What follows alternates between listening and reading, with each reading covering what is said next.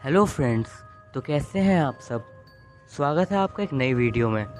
आज मैं आपके लिए एक बार फिर से लेके आ गया हूँ सब्सक्राइबर्स की भेजी हुई कुछ बिल्कुल सच्ची डरावनी कहानियाँ, जिन्हें सुन के आपको बड़ी हैरानी हो सकती है। तो चलिए अपने अपने हेडफोन्स लगाइए और कहानियों को एंजॉय कीजिए। मेरा नाम रोहित है और मैं हरियाणा के सिरसा ज़िले के ओट्टू गांव में रहने वाला हूँ। ये घटना मेरे मामा जी के साथ हुई थी। वो सर्दियों के दिन थे। मेरे मामा किसी की डेथ पे गए हुए थे। वो सब रात को 1 बजे के करीब घटित हुआ। जहाँ मुर्दा रखा गया था उस घर की छत पर मेरे मामा जी खड़े थे और उस लाश के चारों ओर बाकी सब लोग सोए हुए थे।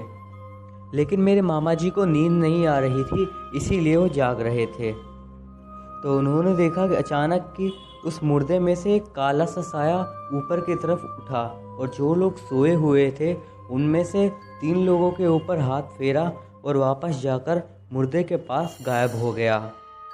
ये देखकर मेरे चाचा जी काफ़ी डर गए, लेकिन उन्होंने हिम्मत नहीं हारी और हिम्मत करके एक लाठी ली और उस मुर्दे के पास जाकर उसके ऊपर ज़ोर ज़ोर से वार किया और चिल्लाने लगे। मुर्दा जाग गया। सभी लोग खबर तबड़ में एक झटके से उठे, लेकिन हैरानी की बात तो ये थी कि वो 3 लोग जिनके ऊपर से वो काला सा धुआं निकला था, वो 3 लोग नहीं उठे थे।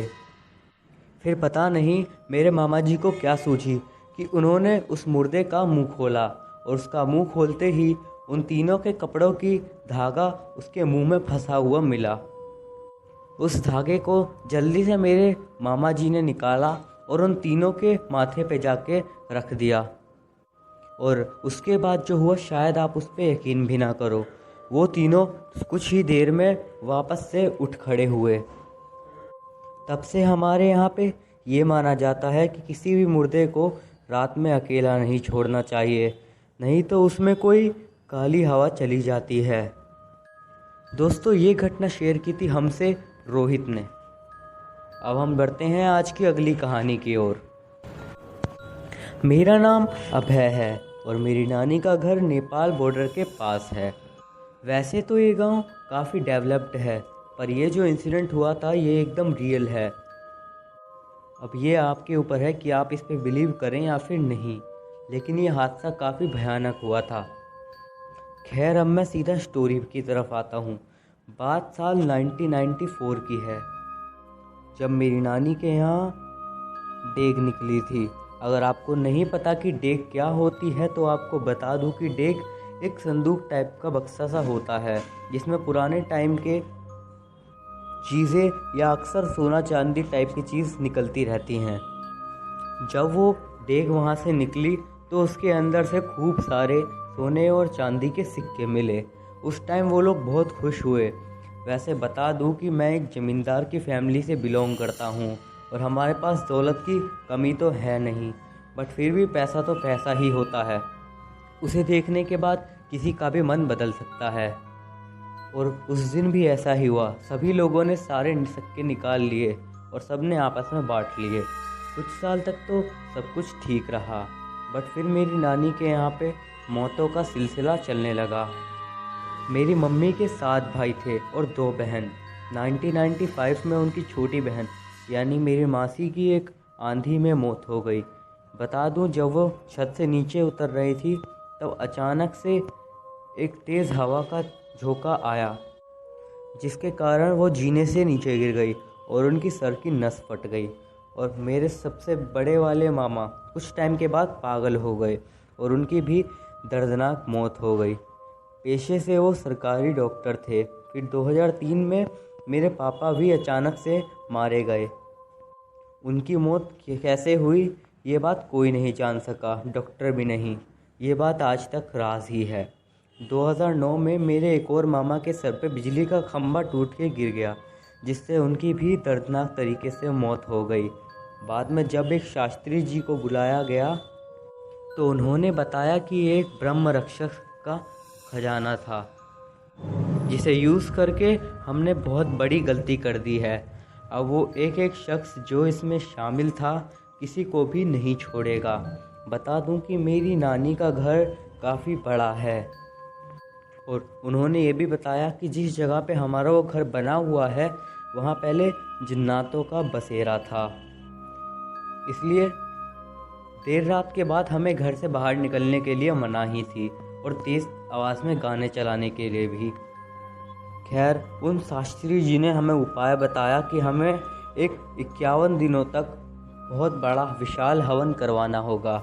वो हवन 51 दिनों तक डेली 6-6 घंटे तक किया गया और उस ब्रह्म राक्षस को एक पीपल के पेड़ पे वास दे दिया गया। कई बार तो ये भी हुआ कि उसने पंडितों पे अटैक कर दिया, पर फिर भी पूजा करके उसको शांत किया गया। आज सब कुछ ठीक है और मौत का सिलसिला थम गया है, पर फिर भी अपनों को खोने का दर्द तो आज भी मेरे दिल में है ही, क्योंकि उसके कारण ही मेरे को मेरे पापा को खोना पड़ा। बस आखिर में यही कहूँगा कि लालच कभी नहीं करना चाहिए। मैं ये चाहता हूँ कि जो गलती हमारे बड़े बुजुर्गों ने की थी वो हम में से कोई भी कभी ना करे। हमारी अगली कहानी जिन्होंने भेजी है उन्होंने अपना नाम बताने के लिए मना किया है, इसलिए अब मैं सीधा कहानी पर आता हूँ। मैं और मेरी बेस्ट फ्रेंड अभी, हम दोनों 13 साल के थे और अभी की मोम के पास एक ओइजा बोर्ड था उनकी अलमारी में। उन्होंने हमसे मना किया था कि हम उसको ना छुएं, लेकिन 13 साल के बच्चे होने के कारण हमें उतनी समझ नहीं थी और जो हमें मना किया गया हमने उसी को करने की कोशिश की। हमने उस बोर्ड को वहाँ से चुरा लिया जब उसकी मोम सो रही थी, लेकिन इसका ये मतलब नहीं था कि हम इन सब चीज़ों में विश्वास रखते हैं। मेरे पापा आज से करीब 3 साल पहले डेथ हो गई थी। मैंने अभी को बताया कि मैं उनसे बात करना चाहता हूँ। पहले हमने कैंडल्स जलाई और सबसे पहला सवाल हमने यही पूछा कि यहाँ हमारे आसपास क्या कोई है, और अगर है तो वो हमें कृपया कोई साइन दिखाए। हम बेडरूम के बिल्कुल बीचों बीच ही बैठे हुए थे। हम थोड़ी देर तक बैठे हुए रहे लेकिन कुछ भी नहीं हुआ, लेकिन तभी अचानक से कंप्यूटर खुद ही ऑन हो गया और उस पर बस एक ब्लैंक ब्लू स्क्रीन आई और फिर बंद भी हो गया। हम इससे ज़्यादा तो नहीं डरे, लेकिन हमने फिर भी इसे सोचा, लेकिन फिर हम इसे भूल भी गए। अभी ने फिर से पूछा, अगर यहाँ पे कोई भी है तो रिप्लाई कीजिए, और इस बार वाकई में बोर्ड ने रिप्लाई दिया और उसका जो कर्सर टाइप का होता है वो यस पे जाके रुक गया। हमने उससे पूछा कि तुम जो आत्मा हो उसकी उम्र कितनी है और ये तुम मेल हो या फिर फीमेल। उसे से इस बार जवाब आया 8 पे और उसके बाद गर्ल पे, GIRL। अब हम थोड़ा इस गेम को इंटरेस्टिंग बना रहे थे। इस बार हमने पूछा कि तुम इस रूम में कहाँ पर हो, और इस बार स्पेलिंग्स जो आई उसे देखने के बाद हम दोनों ही बहुत डर गए। वहाँ पे आया BEHIND बिहाइंड यू, यानी कि वो हमारे पीछे ही थी। माहौल काफ़ी ठंडा सा लग रहा था। मुझे बिल्कुल ऐसा लग रहा था कि किसी ने मेरे फेफड़ों को दबा दिया हो और मैं सांस न ले पा रहा हूँ। लेकिन अभी को पता नहीं क्या हुआ और उसने पूछा कि तुम दिखती कैसी हो, और अब की बार फिर से एक ऐसा जवाब आया जिसकी हमें बिल्कुल भी उम्मीद नहीं थी, खूनी। हम इस बार कुछ ज़्यादा ही डर गए और हमने तुरंत उससे कहा कि अब हम बंद करना चाहते हैं, और हम गुड बाय बोल के गेम को बंद कर दिए। उसके बाद हम बेड पे सोने के लिए चले गए, लेकिन हमें नींद तो आ नहीं रही थी। मैं और वो अभी बेड पे बैठे ही हुए थे कि बेड के नीचे से किसी की स्क्रैच करने की आवाज़ आने लगी। हम लोगों ने एक दूसरे की तरफ देखा और बस ये सोचा कि शायद ये कोई चूहा या फिर और कोई छोटा मोटा कीड़ा होगा, चलो इसको भगाया ही जाए। मैं तभी उठ के गया वहाँ पे।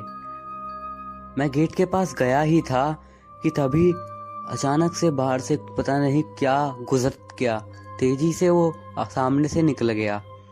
मैं बहुत ही ज़्यादा डर गया और उसके बाद मैं चुपचाप अभी के पास जाके खड़ा हो गया।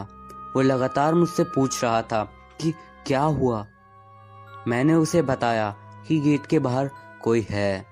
वो भी डर गया और हम दोनों ने जितनी जान हो सके उतनी जान से पूरी तेज से चीख मारी। अभी का घर ज़्यादा बड़ा नहीं था। उसके मम्मी का कमरा ज़्यादा से ज़्यादा 10 कदम ही दूर था और उसकी बहन का कमरा हमारे कमरे के राइट वाला ही था। तो हम लगातार चिल्लाए रहे, लेकिन इसके बावजूद भी, हमारे इतने चिल्लाने के बावजूद भी कोई भी उस कमरे में नहीं आया। हम पूरी रात बेड पे ही जागते हुए बैठे रहे। उन्होंने हमारा चेहरा देख के ही हमसे पूछा कि क्या हुआ। हमने डरते डरते कहा, क्या आपने पूरी रात हमारी चीखने की आवाज़ें नहीं सुनी? उन्होंने सीधा ना में जवाब दे दिया।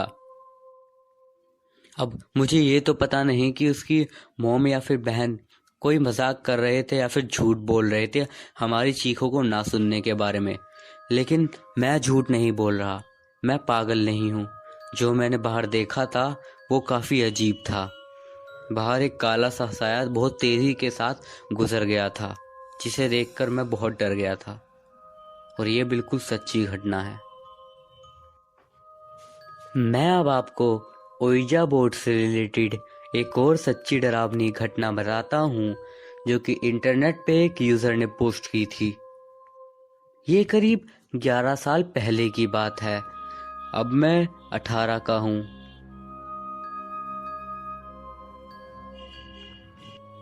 हमारे पास एक फार्म है हमारे घर से, जो कि ज़्यादा दूर नहीं है।